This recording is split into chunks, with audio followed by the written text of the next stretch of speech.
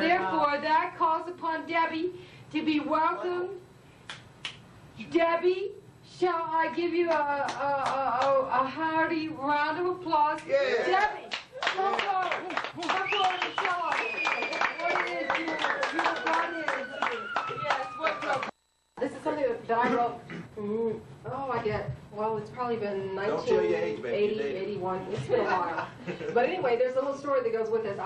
When I was in college, there was a professor that I used to work for part-time that I used to do typing for. Sondra, did you hear that? And, Okay. And no, seriously, I did. And his wife, you know, he thought that my girlfriend and I were great and, oh, you know, come over to our house. They wanted us to spend a lot of time over there. And their mansion, quote, mansion was only a couple blocks from school, so we went there to stay for one weekend, and I had these canvas shoes that I had gotten very muddy from a canoe trip the night before, and I decided that I was going to wash them and put them out front to dry. Yeah. So I walk out, I go out there to get the canvas shoes, and I think they're sun-dried by now. It's the next morning, you know, it's Sunday morning. I walk out there and there's dog shit all over these shoes. And I thought, wow, how did this happen? So I'm freaking out, and I realized that... The message. I realized that their dog, Fifi, had shitted on my shoes. Okay? Well, hey, and Fifi was quite known around campus. I mean, this was the dog that, you know, walked around with sweaters and jewelry and all this other kind of bullshit. Things that you see in movies. I mean, this dog had it all. So this story, that incident was the inspiration for this poem, and it's called Fifi's Last Party.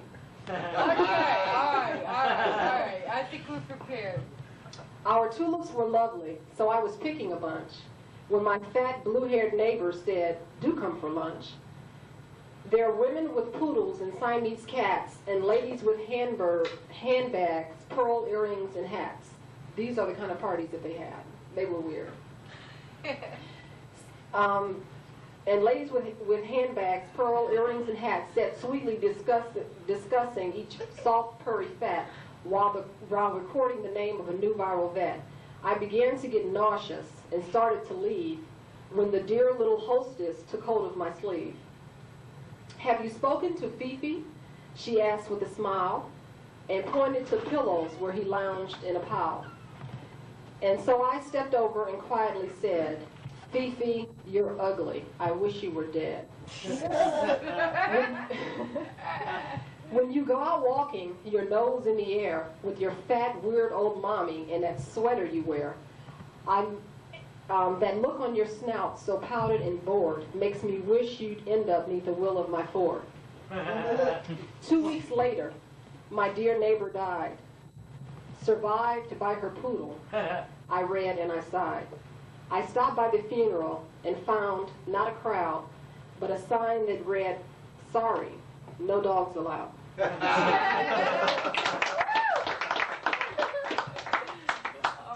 right. I think that's thoroughly appropriate. No dogs allowed. And that includes mad dogs. That includes only mad dogs. That includes mad dogs. Hecklers. This is not a play, is it? And no playwright, am I? Just a player, stripped of theater, a fear with a glass eye.